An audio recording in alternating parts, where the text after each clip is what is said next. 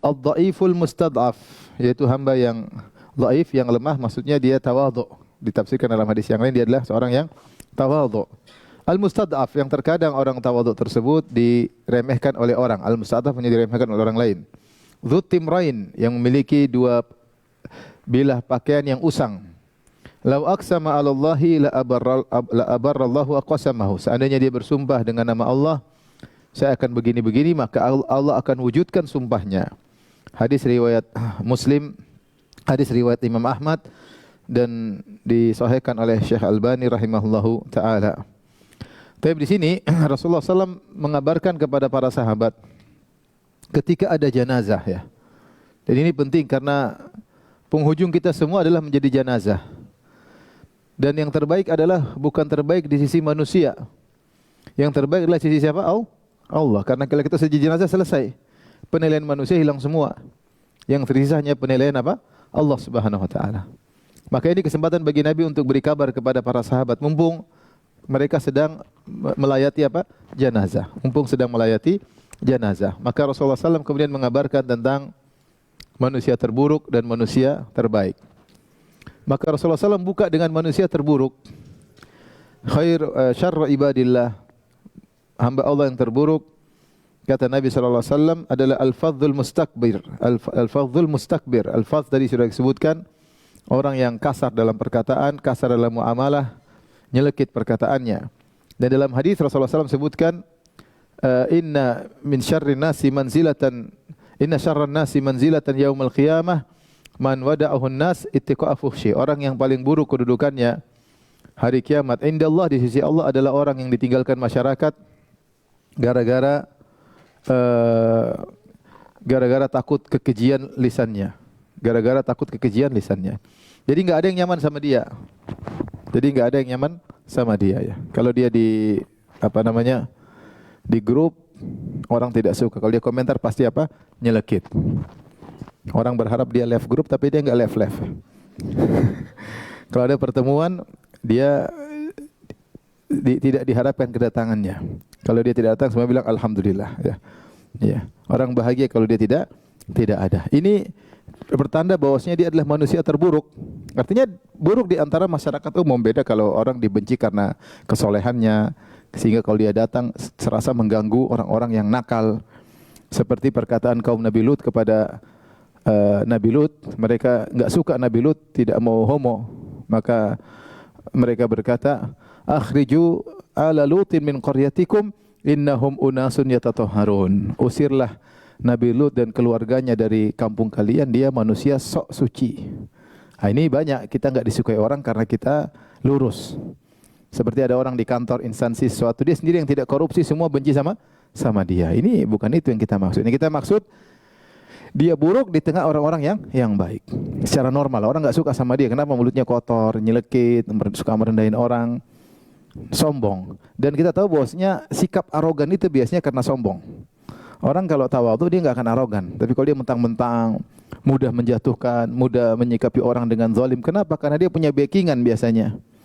Biasanya dia sombong, dan sombong itu terungkap dari ekspresi dia, dari gestur tubuhnya, dari perkataannya, dari sikapnya.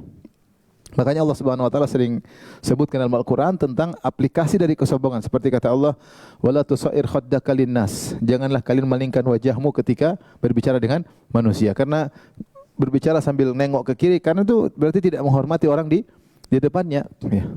Wala tamshi fil ardi maraha. Jangan berjalan dengan gestur tubuh yang sombong. Jadi ini manusia terburuk. Mungkin di depan orang-orang hormat sama dia karena takut, karena arogan. Tapi kalau sudah jadi jenazah, dia orang terburuk di sisi Allah. Ini jadi masalah.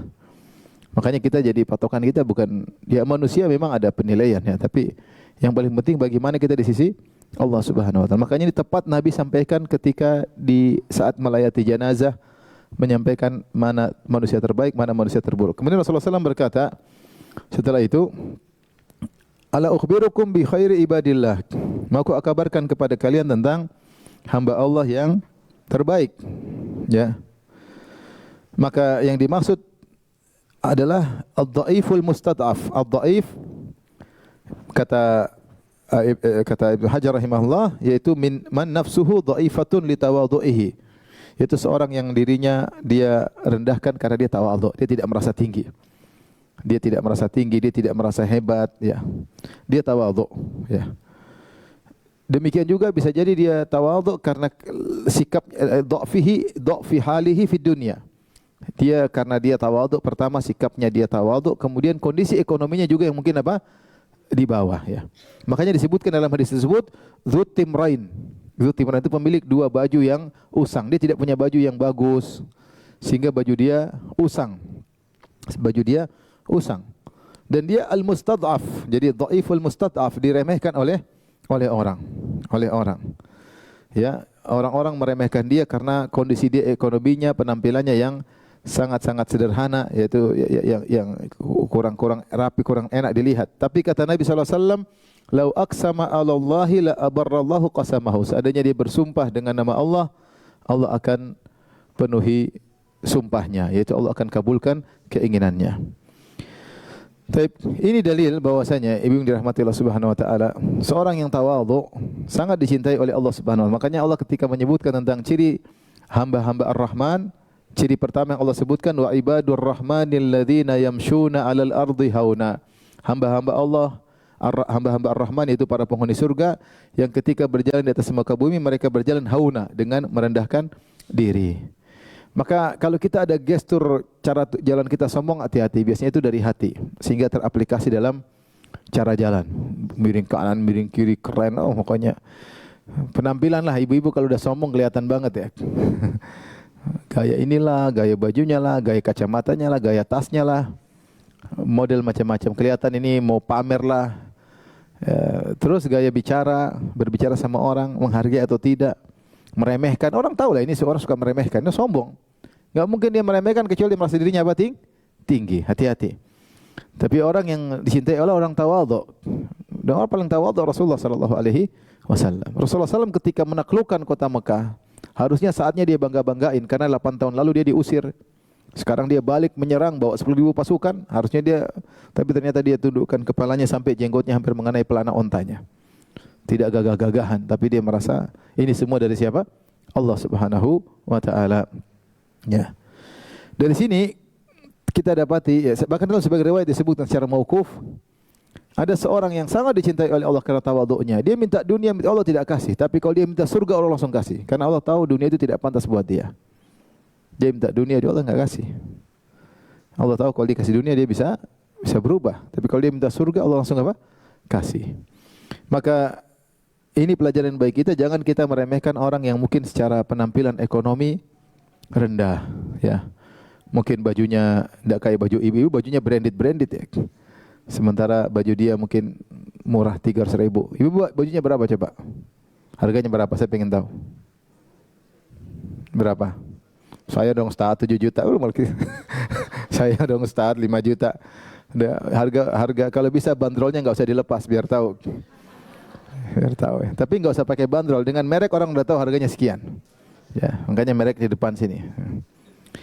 Oleh karenanya jangan meremehkan orang yang pakai baju tanpa merek, tanpa brand-brand terkenal. Bisa jadi lebih baik daripada kita, jauh lebih baik daripada kita. Saya bacakan hadis sebagai renungan bagi kita dari Sahal bin Sa'ad As-Sa'idi radhiyallahu anhu. Qala, jadi agar kita ini manusia, saya bicara secara umum, kita parameter kita untuk menilai orang rata-rata dengan ekonomi. Benar atau tidak? Benar. Lihat ada ibu-ibu pakai mobil Lexus apa namanya? Hybrid sudah siapa itu? Pengen kenalan dong, wes. Coba kalau dia datang pakai Avanza. Pakai Avanza siapa yang mau? Enggak ada yang. Kalau Lexus, Avanza enggak dipedulikan. Kalau Lexus beda. Pasti itu manusiawi. Kita orang pejabat, kedudukan yang tinggi, kita pasti langsung merendah di depan dia. Itu kan parameter kita, tapi parameter Allah berbeda. Ini contoh bahwasanya terkadang parameter kita sangat salah. Contoh dalam hadis Sahal bin Sa'ad As-Sa'idi radhiyallahu anhu, beliau berkata, "Mara rajulun min asyrafin nas." ada orang yang orang mulia, orang termasuk orang yang mulia, yang kaya lewat di depan Nabi SAW dan para sahabat. Maka Nabi bertanya kepada para sahabat, "Mata taquluna fi hadza?" Bagaimana menurut kalian tentang orang ini? Orang semua kenal dia orang kaya, orang terpandang. Maka mereka berkata, "Hadza wallahi hariyun in khataba an yunkah, wa in syafa an yushaffa, wa in qala an yusma' liqaulihi." Ini orang ya Rasulullah, kalau dia ngelamar pasti diterima. Siapa yang enggak mau punya mantu kayak begini? Mobil mewah, necis, gagah, ganteng, kemudian lengkap ya. Ya. Kemarin saya ada akhwat minta doa. Ustaz tolong doain saya biar dapat suami yang tampan dan mapan. Wah repot ini. Tampan dan mapan. Gak gampang. Tampan aja sudah susah. Apalagi mapan. Taib.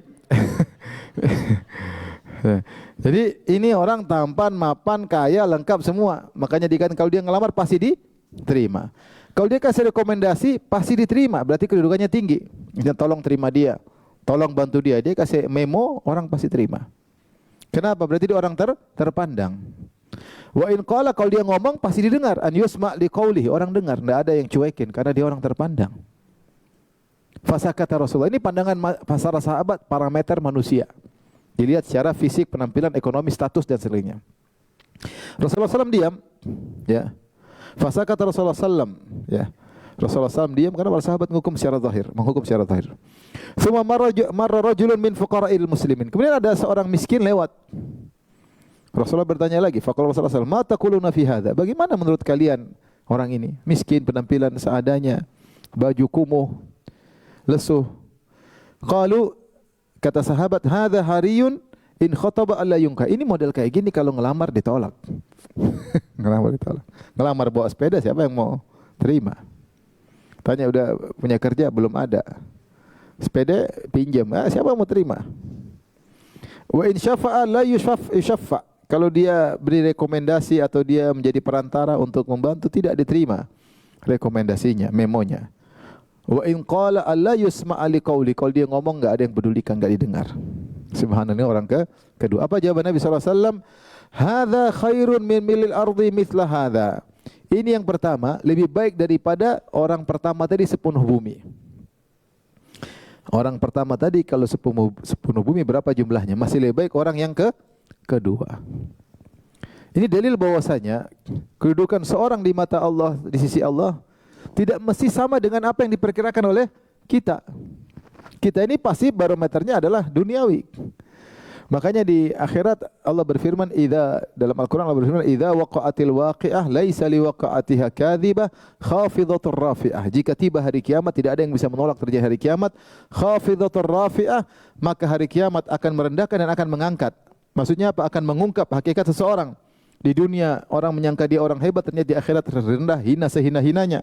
Dan ada orang di dunia dia sangka rendah, ternyata dia tinggi-tingginya di sisi Allah Subhanahu wa taala. Maka sekali-sekali ibu-ibu, jangan sampai sekali-sekali ibu-ibu meremehkan orang. Ibu enggak tahu. Bahkan pembantu di rumah jangan diremehkan. Kita enggak tahu. Dari pembantu di rumah kita remehkan, ternyata dia hasil gajinya semua dikirim ke orang tuanya, dia bantu kakaknya, dia bantu adiknya. Ya kita bos oke, tapi jangan, kita enggak tahu kalau kita sama-sama mati, kita dan membantu, siapa yang kedudukan lebih tinggi? Si Allah, enggak ada yang jamin. Emang ibu tahu kalau ibu mati sama dia mati, ibu lebih tinggi surganya? Ya kalau masuk surga. Maka karena itu jangan pernah meremehkan. Karena bisa jadi orang kita lihat lemah di depan kita, enggak bisa apa-apa, ternyata sangat mulia di sisi Allah Subhanahu wa taala. Maka ini perlu kita waspadai. Kalau timbul dalam diri kita merasa tinggi, bersombong, jangan. Meskipun itu anak buah kita, pembantu kita, supir kita, jangan kita merasa tinggi. Kita hanya tugas ya, kita bos di anak buah, kita gaji, kita perintah. Adapun hakikat di sisi Allah yang tahu hanyalah siapa? Allah Subhanahu wa taala. Sebagai contoh, siapa lagi? Uwais Al-Qarani. Uwais Al-Qarani miskin. Sampai dia dituduh, tidak dituduh dia mencuri oleh kaumnya. Dia dituduh mencuri oleh kaumnya. Subhanallah. Ternyata dia sangat mulia di sisi Allah Subhanahu wa taala.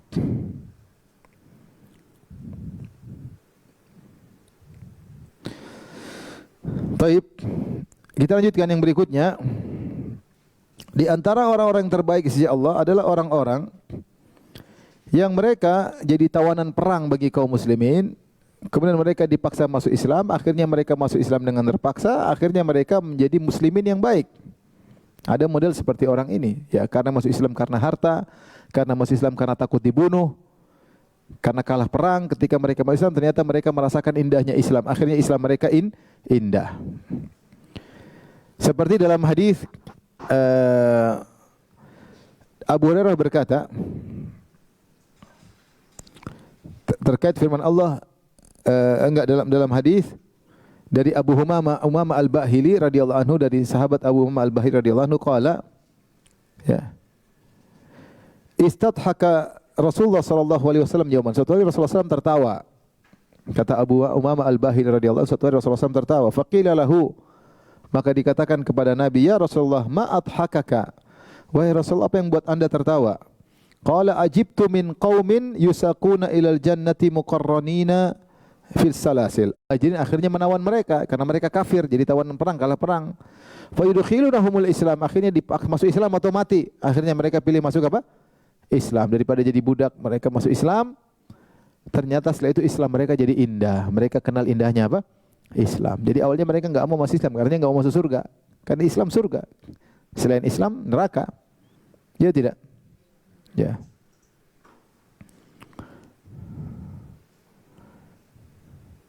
Orang bilang jangan bilang muslim kafir, bilangnya apa? Muslim non muslim, ya. Ya. Jadi bilang surga non surga. Non surga berarti apa? Ibu-ibu? Neraka, podo wae. Kafir enggak boleh, non muslim. Kafir kesannya neraka, ya udah. Ini surga, ini satu non surga, sama aja. Taib.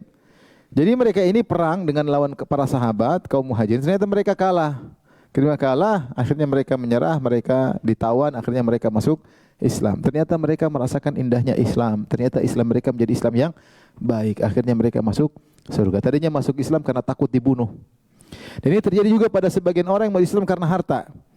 Ya, seperti dalam hadis Anas bin Malik radhiyallahu anhu berkata, ada ja'a Arabiyun fasa'ala Nabi sallallahu alaihi wasallam ghanaman bainal jabalain. Ada seorang Arab Badui datang kepada Nabi minta kambing sepenuh lembah di antara dua gunung, sepenuh lembah, karena lembah itu di antara dua gunung, gunung di bawahnya lembah.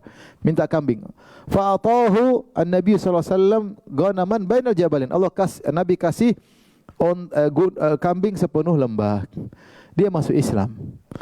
Terus dia pulang ke kaumnya, dia berkata, ya qaumi aslimu, wahai kaumku masuk Islamlah kalian. Kalau ingin dapat kambing masuk Islam.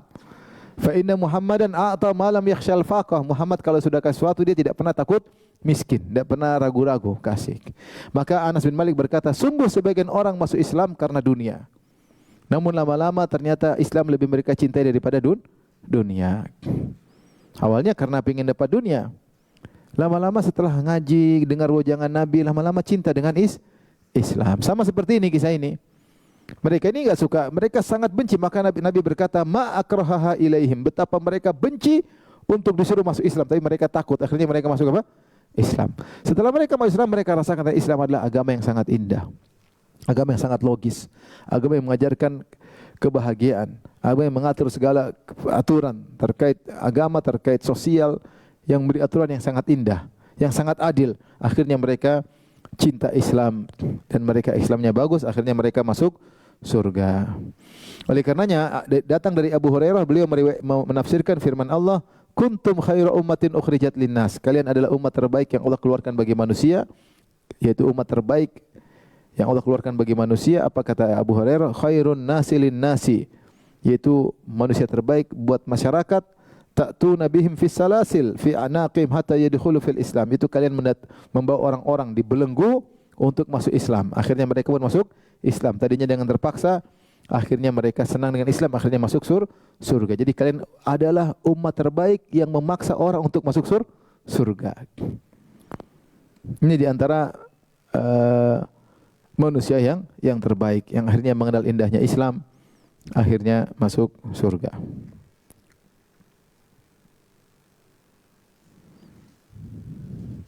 Jadi kalau orang masuk Islam, kita suruh, mungkin dia masuk Islam ya masuk aja dulu, kenali dulu. Dia mau tanya macam udah kamu masuk Islam dulu aja. Nanti belajar sedikit demi apa? Demi sedikit ya. Sedikit demi sedikit. Kadang-kadang orang masuk Islam modelnya macam-macam ya. Ada yang masuk Islam, Ustaz saya mau masuk Islam. Dengan Ustaz ya udah.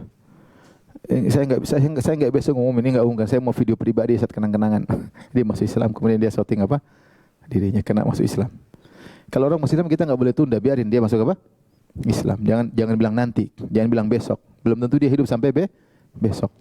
Jangan, nggak boleh. Bahkan ini dosa besar. Sebenarnya mengatakan ada orang masuk Islam kita tunda dosa besar, nggak boleh. Karena bisa jadi dia berubah niatnya. Kok susah sekali masuk Islam. Ya. Pernah terjadi di saya pernah diceritakan guru saya di Afrika kalau nggak salah, ada orang nyatakan Islam, kata syekhnya dia lagi nanti habis sholat baru, begitu habis sholat itu orang kena tembak, jadi dia belum sholat, tapi insya Allah dia dinyatakan masuk Islam, tapi secara zahir dia tetap dikubur di kuburan orang musyrik karena dia belum mengucapkan apa syahadatain. Ya udah kalau masuk Islam biarin aja masuk Islam. Nanti bahkan kalau dia masuk Islam karena ragu-ragu biar masuk Islam aja. Nanti dia belajar. Dia belajar ya.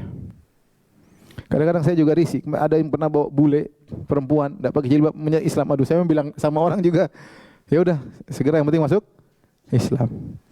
Bule lagi. Mending kalau bule potan.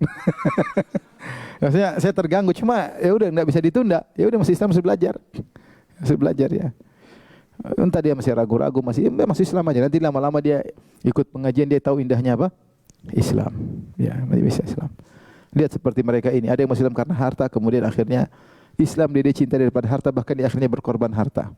Ada orang masuk Islam karena takut dibunuh, akhirnya dia masuk Islam, akhirnya dia malah berjuang berjihad di jalan Allah Subhanahu wa taala. Islam itu kalau sudah masuk tidak bisa ada yang tolak. Karena indahnya Islam. Taib. Hadis berikutnya tentang manusia terbaik, Rasulullah SAW bersabda, Inna afdhala ibadillahi yaumal qiyamah al-hammadun. Sungguhnya hamba-hamba Allah yang terbaik pada hari kiamat adalah al-hammadun, yang suka memuji Allah Subhanahu wa taala. Di antara kalau ingin menjadi hamba terbaik baru akan terlihat pada hari kiamat kelak orang yang suka memuji Allah Subhanahu wa taala. Oleh karenanya kita seringlah mengucapkan alhamdulillah. Kita sering alhamdulillah, alhamdulillah. Kita memuji nama Allah dengan menyebut nama Allah, subhanallah, alhamdulillah, wala ilaha illallah akbar. La haula wala quwata illa billah. Sering memuji Allah Subhanahu wa taala, baik mensyukuri nikmatnya maupun dengan menyebut nama-namanya, menyebut nama-nama Allah.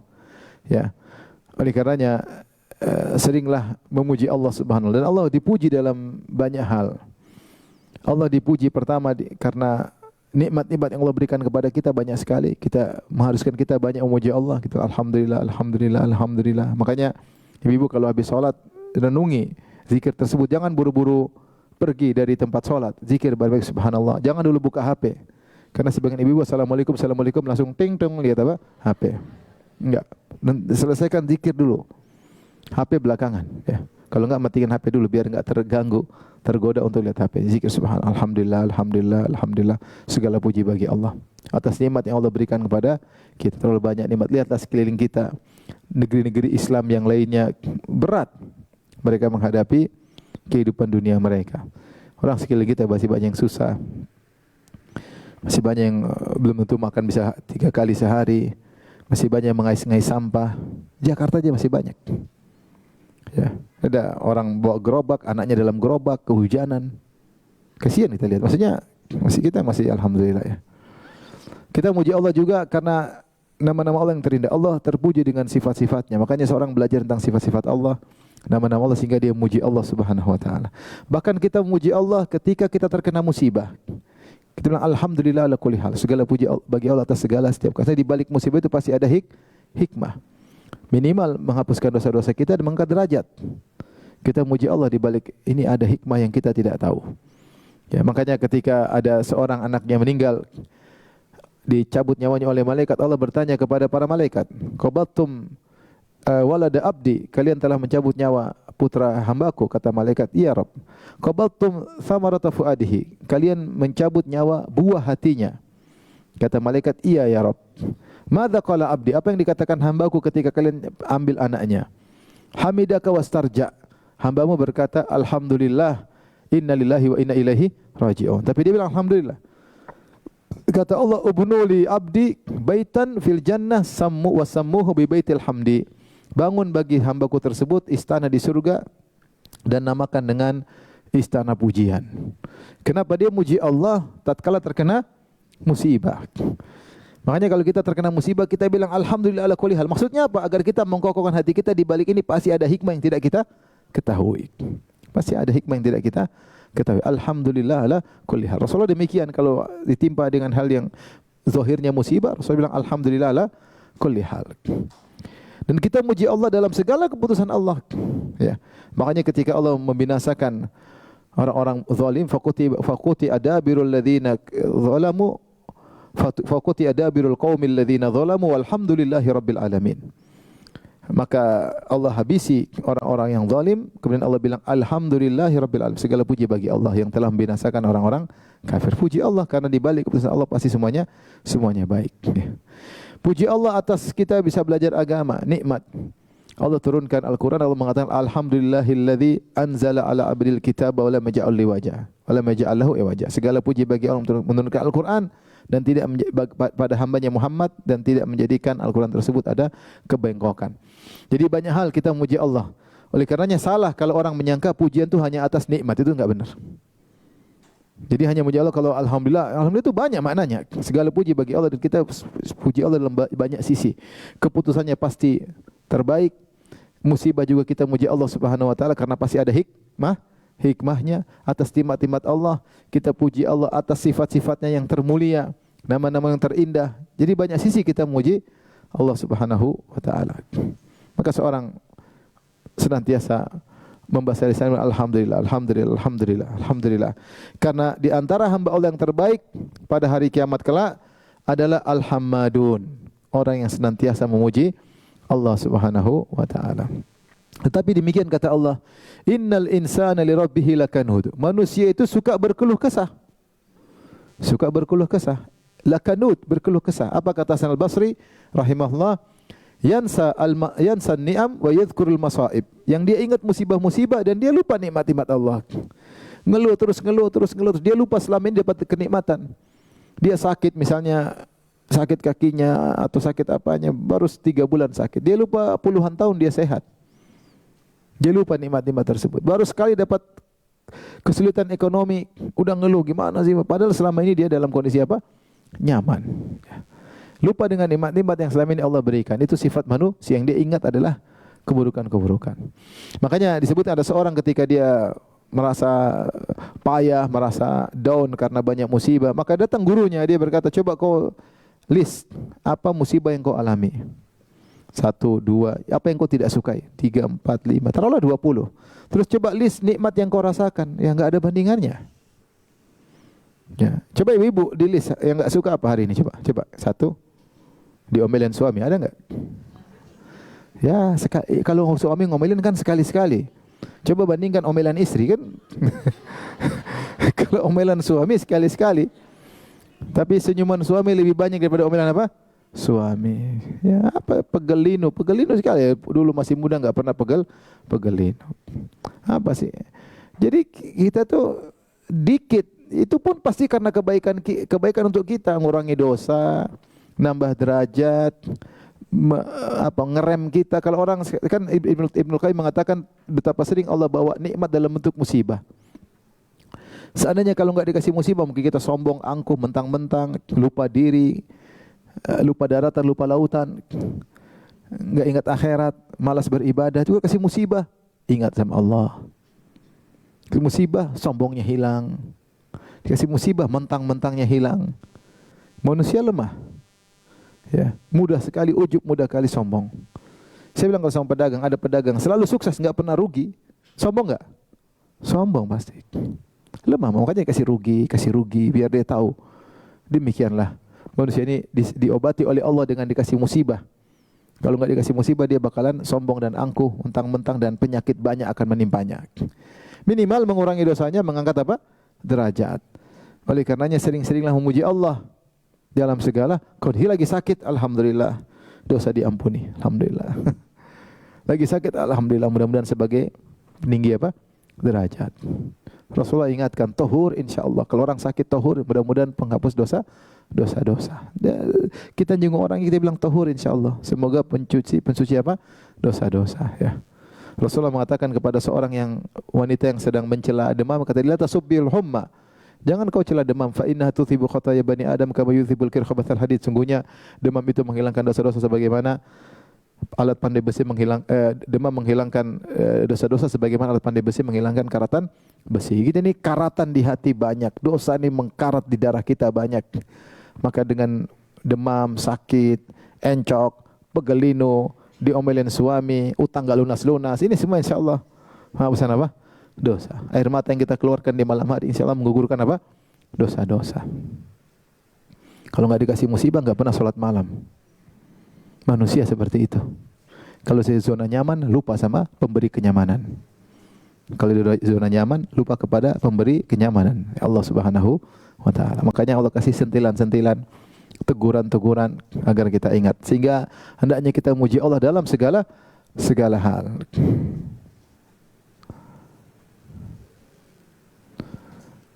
Yakin bahwasanya apa yang Allah berikan pada kita itu memang pantas buat kita.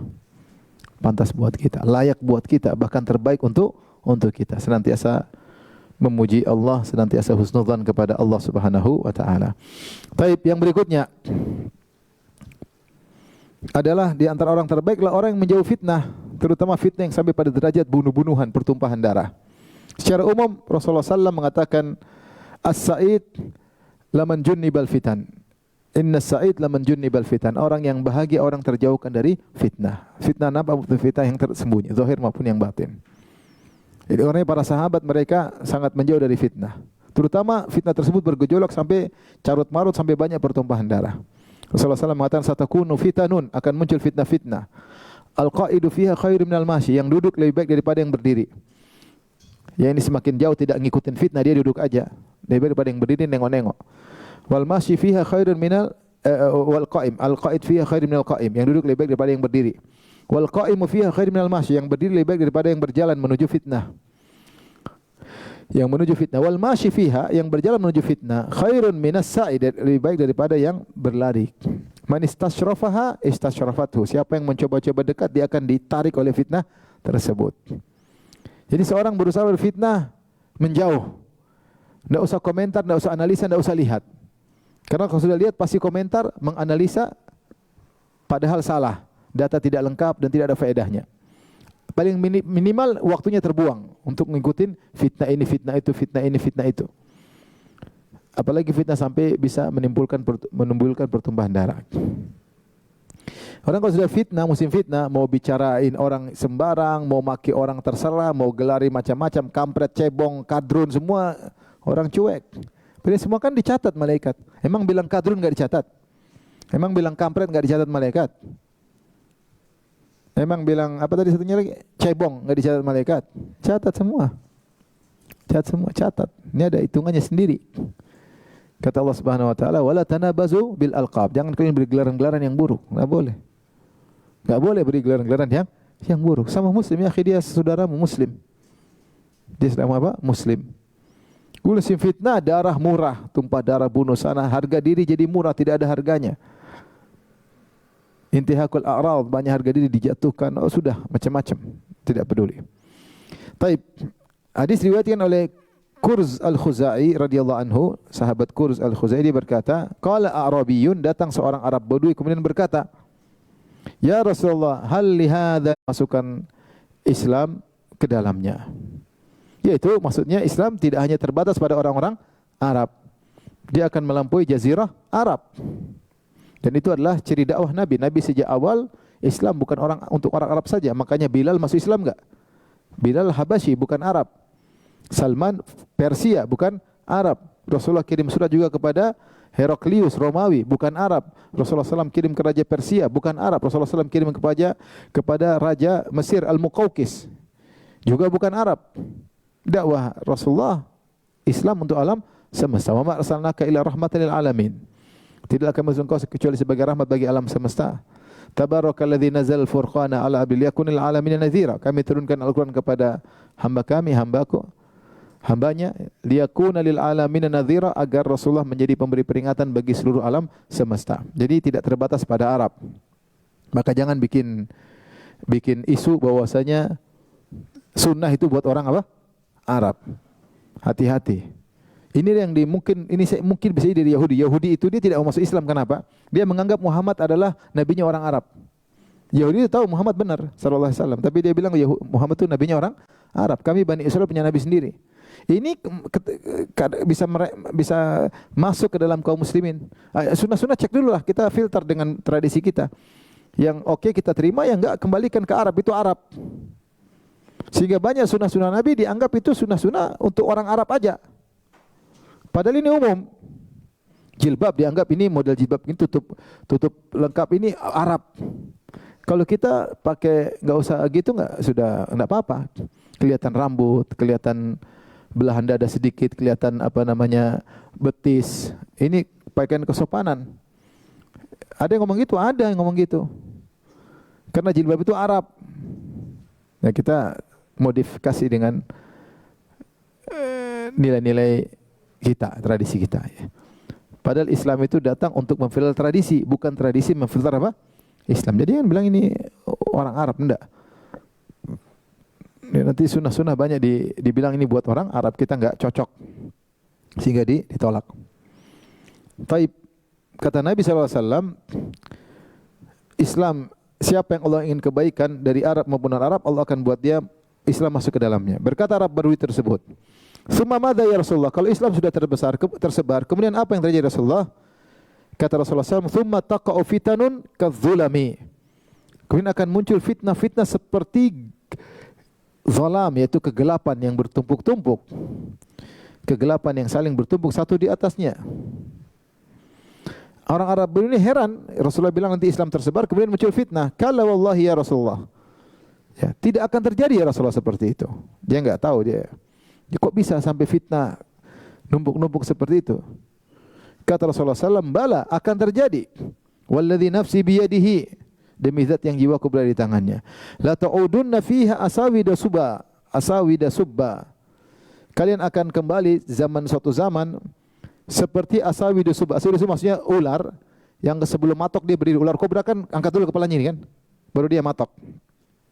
Kalian akan seperti itu, seperti ular yang berdiri siap mematok lantas mematok. Yadribu ba'dukum riqaba ba'd. Kalian saling memenggal kepala satu dengan yang lainnya. Ini akan terjadi fitnah seperti itu, pertempuran di antara kaum muslimin. Fa khairun nasi yawma idzin mu'minun mu'tazilun fi syi'bin minasyi'abi. Orang terbaik di zaman seperti itu adalah seorang yang memisahkan diri, menjauhkan diri, tinggal di salah satu lereng-lereng gunung, yattaqillah, bertakwa kepada Allah di situ, dia beribadah di situ. Wa yadharun nasa min syarrihi, kemudian dia tidak mengganggu manusia. Udah, jangan sampai saya terpancing fitnah, jangan sampai saya ikut komentar, jangan sampai saya ikut memanjangkan tangan, ikut serta ya ada saham, ikut berpartisipasi dalam fitnah, maka dia menjauh. Ini adalah salah satu bentuk manusia terbaik di zaman fitnah. Ini fitnah yang sangat dahsyat sampai bunuh-bunuhan. Jadi kalau kita dengar ada orang muslim berislam kelain dengan orang Islam, jauh, jangan ikut-ikutan.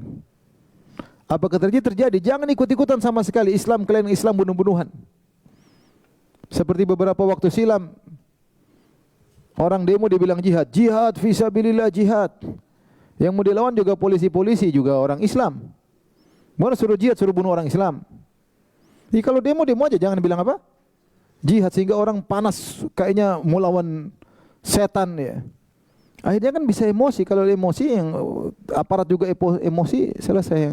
Yang membunuh atau dibunuh sama-sama orang Islam. Tidak boleh seperti itu. Kalau ada fitnah menimbulkan pertumpahan darah, kita menjauh, enggak usah ikut-ikutan. Enggak usah ikut-ikutan.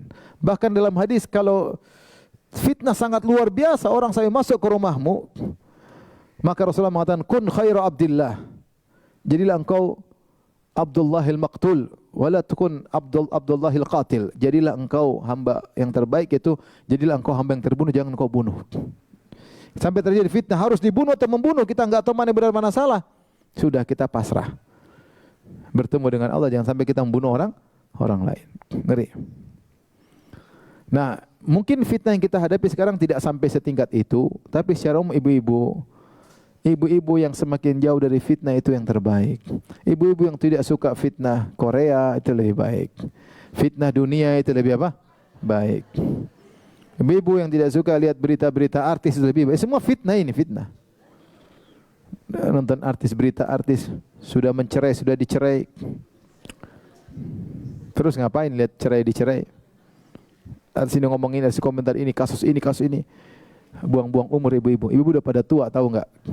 Kalau udah tua enggak usah buang-buang umur. Jauh dari fitnah. Paling orang terbaik di fitnah kata Nabi SAW ketika ditanya tentang fitnah, kata Rasulullah SAW, "Falyasa'aka baituka," jadikanlah rumahmu lapang bagimu. Itu sering di rumah sibuk ngurus ini ngurus ini. Udah ibu bikin nasi goreng, bikin apa kayak, mending daripada nonton yang enggak. Mending bikin pisang goreng, nasi goreng, apa lagi?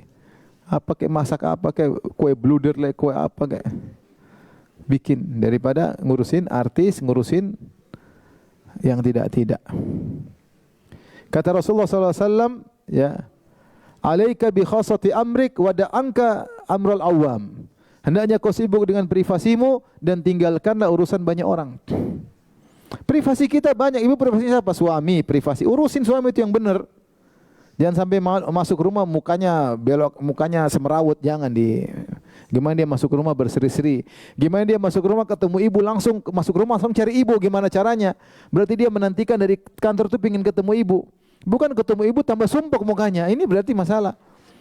Nah, privasi ibu diperbaiki sama suami. Ibu gimana? Dia suami yang bahagia itu suami yang pingin pulang ke rumah. Benar enggak ibu-ibu? Kalau suami ibu enggak pingin pulang ke rumah, ibu bermasalah atau suami bermasalah. Ya. Suami yang baik itu dia merasa betah ngobrol sama istrinya, bukan istri orang. Bagaimana caranya ibu bisa buat ini privasi, benar, privasi, urusin privasi. Dan hadis seperti ini banyak. Rasulullah SAW mengatakan, "Min husni islamil mar'i tarkul ma ya'ni." Di antara keelokan Islam seorang meninggalkan yang bukan urusannya. Ibu ngapain urusan artis dibaca? Ini gini, ada gini, ngapain? Artis dicerai, artis kawin, cerai lagi, ngapain urusin? Kawin cerai. Ya. Sibuk, ribut. Buang-buang umur ya. Buang umur.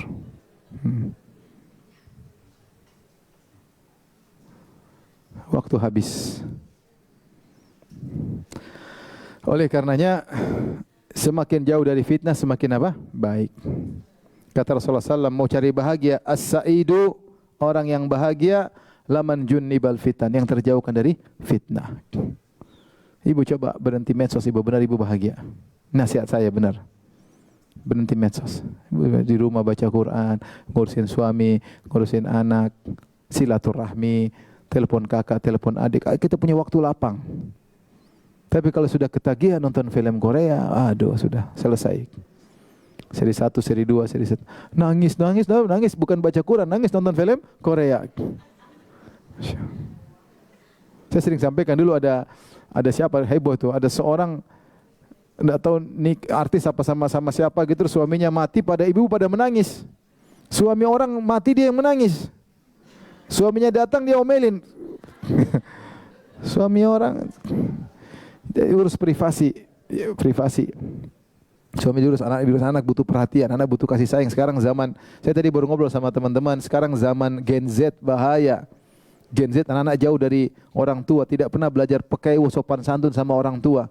Rasa pekanya hilang dan itu berefek dalam kantor-kantor, instansi-instansi. Anak-anak sekarang kasihan mereka karena lebih banyak interaksi dengan medsos daripada makhluk hidup, daripada alam nyata. Sehingga namanya akhlak pekaiwu itu kan harus ditransfer secara langsung. Sementara dia nonton, sehingga enggak ada peka, enggak malu. Ini kalau kita enggak dekat sama anak itu hilang semua. Tapi kalau kita dekat, kita arahin, jadi itu adalah tanggung jawab kita hari kiamat. Jangan anak-anak biarkan mereka rusak dengan apa? Gadget. Peluk mereka, ngobrol dengan mereka, safar dengan mereka, dekat dengan mereka, ya, dengar curhatan mereka. Ya. Anak-anak, subhanallah, memang kadang-kadang saya kemarin ketemu anak saya, satu SMP perempuan. Ini sekedar cerita aja. Ada apa? Ada yang mau diceritain? Ada, Bi. Kemarin, Bi, ada teman saya, Bi, dia sebut namanya. Dia ngomong di kelas-kelas, saya baru beli skincare loh, harganya sekian. Saya tahu, Bi, dia bohong, Bi, karena itu harganya nggak segitu. Maka saya bilang, nggak bener, harganya bukan segitu. Harganya lebih murah. Teman marah, Bi. Saya dilaporin ke tantenya. Gimana? Saya bilang, kamu salah. Nah, itu cuekin aja. Kenapa kamu komentari? Dia tersinggung lah. Ketahuan ya. Ya tapi kan harus dikasih tahu. Ya ada waktunya, Nak. Tidak semua. Dia bikin masalah di sekolah. Jadi dia tahu ini bohong, langsung itu bohong ya. Iya, temannya ngamuk lah. Ya ini kan kita kalau nggak dengar langsung, kita nggak bisa ngarahin. Ya ada waktunya. Nanti kalau ngomong berdua, jangan depan umum. Oh enggak gitu, biasanya dia bilang harga 1 juta, cuma 200.000, saya punya, kan ini ngamuk yang bilang 1 juta tadi. Udah gaya-gaya jadi orang kaya, ternyata ketahuan harga murahan. Misalnya, atau sebaliknya dia bilang ini harga mahal, ternyata murah, dia mau jaya orang kaya. Akhirnya kalau dekat sama anak-anak, mudah-mudahan Allah jaga anak-anak kita semua ya. Gen Z ini repot ya, dia punya cara analisa sendiri, kalau kita enggak bimbing, dia analisa ikut medsos, ngeri. Makanya ibu jangan suka medsos, iya doang tapi enggak medsos. Urus anak-anak itu, anak-anak diurusin. Jangan sibuk ketemu teman, grup apa, kasihan anak-anak itu. Anak itu butuh kasih sayang ibunya. Baru jadi anak-anak disayang sama orang tuanya. Saya dulu aja disuap sama ibu saya sampai saya kelas 4 SD, disuapin. Saking perhatian sama anaknya. Nah, sekarang mana suruh makan sendiri, anak rajin makan sendiri. Ibu main HP, ya ibunya main HP. Tapi kita lanjut yang terakhir. Di antara hamba Allah yang terbaik di akhir zaman, ketika muncul Dajjal, ada seorang mukmin yang Rasulullah sebut sebagai mukmin yang terbaik. Siapakah dia? Kita bacakan. Dalam hadis Abu Sa'id Al-Khudri radhiyallahu anhu, Rasulullah berkata, "Ya'ti Dajjal," akan datang Dajjal. Kita tahu Dajjal sifatnya a'war, buta sebelah, dia punya mata buta sebelah, matanya 2 tapi satunya buta, satunya agak cacat. Tertulis di dahinya kafir. Orang mukmin bisa baca. Dia pendusta dan dia mengaku sebagai Tuhan. Dan dia punya kesaktian. Dia bisa mengatakan kepada langit, ya sama amtiri, langit yang kering bisa turun hujan. Bisa berkatakan kepada bumi, Allah kasih ujian. Wa ya samu ambit wa ya ardu ambiti, wahai bumi tumbuhkan tumbuhan. Dan ini kalau jalan harta berjalan ikut dia. Kaya raya semua harta milik dia. Ini Dajjal. Sakti luar biasa. Ya'ti Dajjal ba'da sibah. Dia mampir suatu tempat sibah.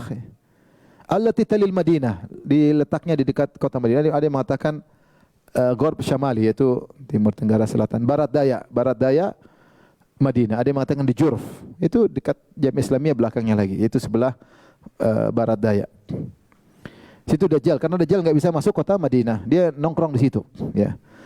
Wa huwa muharramun alaihi an yadkhula niqabal Madinah, dan haram bagi Dajjal untuk masuk lorong-lorong Madinah. Ada malaikat yang jaga, dia enggak bisa masuk. Sehingga dia bermarkas di bagian utara bagian barat daya. Barat daya di kota Madinah. Heboh Dajjal muncul, heboh. Dan dia punya anak buah yang banyak, pegang senjata. Fayakhruju ilai yauma idzin rajulun minal mu'minin. Maka ketika itu ada seorang dari penduduk Madinah keluar ketemu dia. Ini penduduk Madinah di akhir zaman.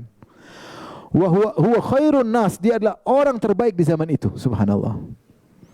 Au min khairin nas, atau di antara orang yang terbaik di zaman itu. Fatalqahu masalihud Dajjal, maka pasukan Dajjal ketemu yang bawa senjata. Ketemu dia, bodyguard Dajjal ketemu dia, dihadang. Fayaquluna lahu, maka mereka bodyguard Dajjal tanya sama dia, "Aina ta'mid? Kau mau ke mana?" Fayaqulu, "A'midu ila hadzal ladzi kharaj." Saya ingin ketemu dengan orang yang keluar ini, yang orang yang baru muncul ini. Fayaqulun lahu, "Awama tu'minu bi rabbina?" Kau tidak beriman dengan Tuhan kita? Jadi mereka meyakini Dajjal Tuhan karena kesaktiannya. Sementara anak muda ini bilang bukan bilang saya mau ketemu Tuhan, saya mau ketemu orang yang muncul ini. Kan menghina. Ini siapa saya mau ketemu? Kamu tidak beriman dengan Tuhan kami. Fayaqulu ma bi rabbina khafa. Kata dia, Tuhan kita jelas enggak seperti itu. Buta sebelah, memang Tuhan buta sebelah. Ya. Fayaqulun uqtuluhu. Mereka bilang, "Ai bunuh dia, bunuh dia." Fayaqulu ba'dhun li ba'dhin alaysa qad nahakum rabbukum an taqtul ahadan dunahu. Mereka saling ingat, enggak boleh kan Tuhan kita udah bilang, Dajjal maksudnya udah bilang, jangan bunuh kecuali dia yang bunuh. Kecuali dengan izin Dajjal. Kita belum minta izin bunuh dia. Qala fayantaliquna bi ila Dajjal. Akhirnya mereka bawa dia, tangkap dia, bawa ke Dajjal. Ini pemuda terbaik di akhir zaman. Fa idza ra'ahul mu'min qala ya ayuhan nas. Ketika Dajjal lagi ceramah, mungkin lagi kumpul banyak orang, maka dia pun berceramah pemuda ini. Dia bilang, ya ayuhan nas, wahai manusia sekalian, hadza Dajjal ladzi dzakara Rasulullah sallallahu alaihi wasallam. Ini Dajjal yang Rasulullah pernah sebutin. Ini ilmu masih ada sama dia. Ketika itu ilmu tentang Dajjal sudah hilang.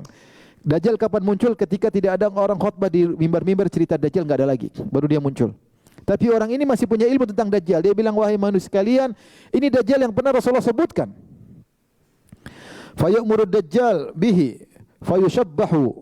Maka Dajjal suruh ikat dia, belenggu dia. Fayaqulu khudhuhu fasujjuhu. Belenggu dia, pukulin dia. Ya, fayusau dhahruhu wa batnuhu darban. Maka dipukullah punggungnya, dipukullah perutnya. Ditanya, awamatu minubi, karena dia bongkar kartu. Orang ini bikin masalah. Dajjal lagi ceramah, dia bongkar kartu. Dia bilang, ya ini Dajjal, jangan lupa ini Dajjal yang Nabi bilang sama kita. Ini bahaya ini. Makanya Dajjal marah. Khudhuhu, belenggu, pukul dia. Lukain wajahnya, dipukul semua. Setelah dipukul habis ditanya, awamatu minubi, kau tidak beriman aku kepadaku?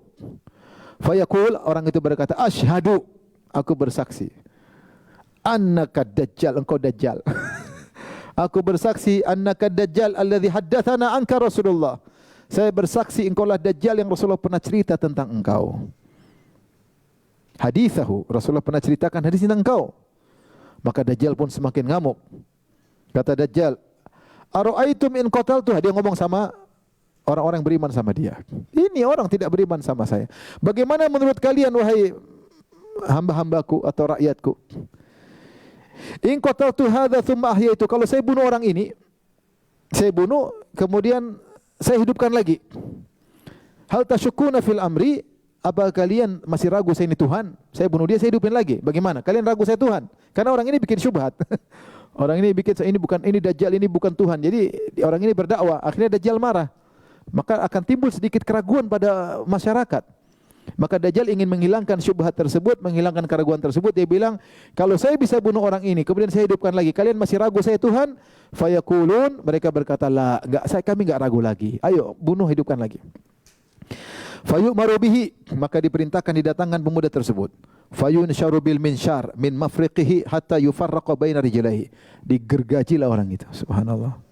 Ini pemuda Madinah luar biasa. Pemuda Madinah di akhir zaman masih kuat imannya. Sementara negara-negara lain sudah rusak, dia masih ada orang seperti ini di kota Madinah.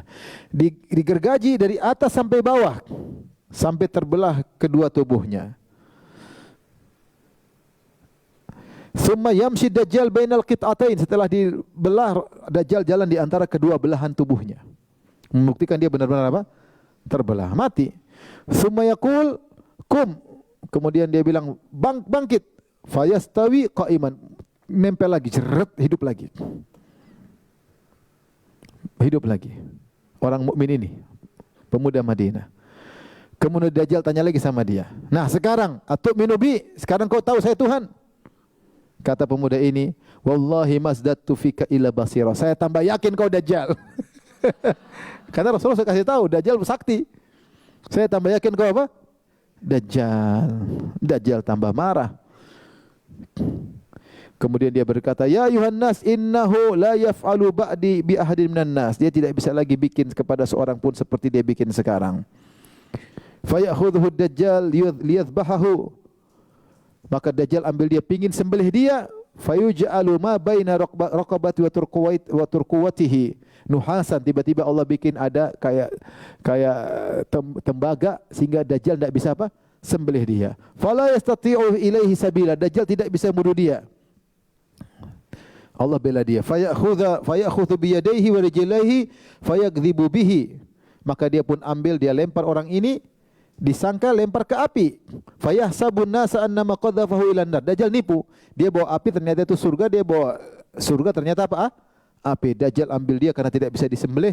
Dajjal lempar ke arah api. Maka orang-orang menyangka Dajjal lempar dia ke api. Wa innama ulqiya fil jannah. Ternyata dilempar ke surga.